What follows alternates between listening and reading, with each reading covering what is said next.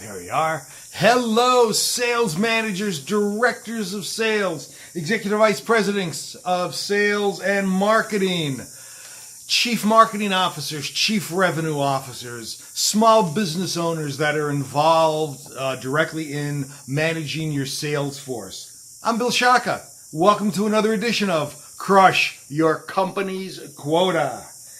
Now, how many of us have tried our best to coach salespeople, and we know it's like trying to herd cats. Very, very difficult process to coach salespeople because they always have a million excuses why they shouldn't be coached. I'm going to go over 4 of them with you, and I want to discuss ideas on how to get over these excuses. Here's one that I've heard all the time. I don't have time to sit here and talk about what I could do better. I'm too busy doing. I'm too busy. Have you heard that before from salespeople? I'm too busy to spend an hour a week with you learning how to prospect better, learning how to close better, etc., etc. And, you know, one of the best answers for that is I'm trying to give you more time. If I could teach you how to be a more effective processor. Instead of spending 10 hours a week prospecting, you could be spending 7 hours a week prospecting. That additional 3 hours a week can be spent going on 2 sales calls. You can make more money. So there's a good reason why you should be pushing back on that. Here's another thing I heard. You want me to come in for one-on-one training, for one-on-one coaching? Look at my quota. I'm 103% of quota. Why would you ever want me to do that? The answer is very simple. If I have somebody at 70% quota and somebody at 100% quota, and I was looking to make a 5% change in their overall performance, a 5% change in a 70% person is 3.5%. A 5% change in a 100% person is 5%. It's worth it for me to invest my time in the better people. That's why I want you in here. You're one of the stars. Let's work together. Here's another reason. 1 hour of coaching is 1 hour less that I have in the field. If you hear that as an excuse, go back to number 2, which is look at my quota. You're right. It's 1 hour less that you have in the field. But I'm trying to give you more time in the field. And I can do that if you give me 1 hour a week up front. Okay? You know, it's like if you want to develop your level of energy. If you go to the gym, start lifting weights or just get on a treadmill. At the beginning, you're going to feel tired. It's not going to be doing what you want it to do. But after a little while, you're going to start feeling more energy.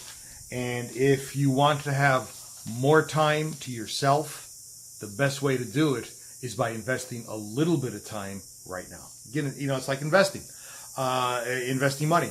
If you invest $100 a week, that's $100 a week less that you have right now to spend. However, eventually the interest that you're going to be earning is going to be well over $100 a week, and the end result is you're going to have more money to spend.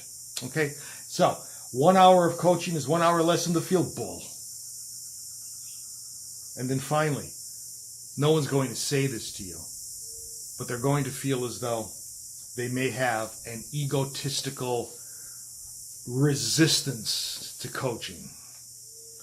This can happen especially if you as a sales manager were promoted and you were once their peer, but now you're their boss. As you go from buddy to boss, there may be some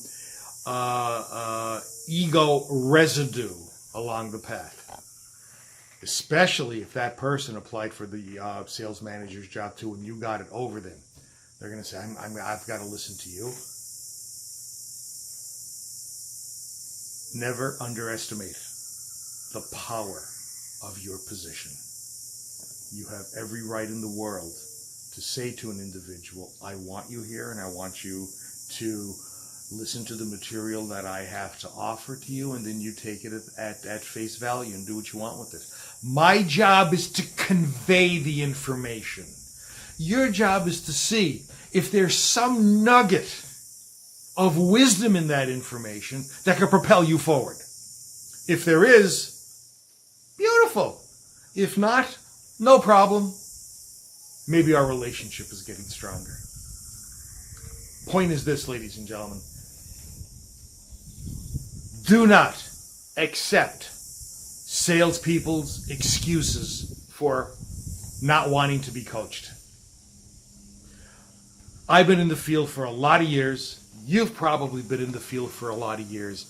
We know that we are the best in our chosen profession. We know that everybody should be listening to us. But it's not going to happen. Do your best to get your people to work through their psychological veneer and their reticence toward coaching. You're going to make them better salespeople. They're going to have more time on their hands to be able to produce even more income. Be on top of that. Watch what happens as the coaching becomes solidified, as you begin to develop fruition with that. So, when that happens, go back to them and say, told you. See, look at all the extra time. Look, I noticed that since we've been talking about prospecting, you've been doing less prospecting, you have more Class A prospects. Ha ha! Think about that, ladies and gentlemen. I'm sorry. There's this huge bee buzzing around me. I don't know if you've ever seen the bees in Costa Rica. They're named properly because they look like B-52s. They sound like B-52s. Anyway, thank you for your time today. Please subscribe to the YouTube channel. I don't mind doing these for free, but I need you to subscribe to the channel. I appreciate it. Thanks much. Like, share, comment. Talk soon. Bye.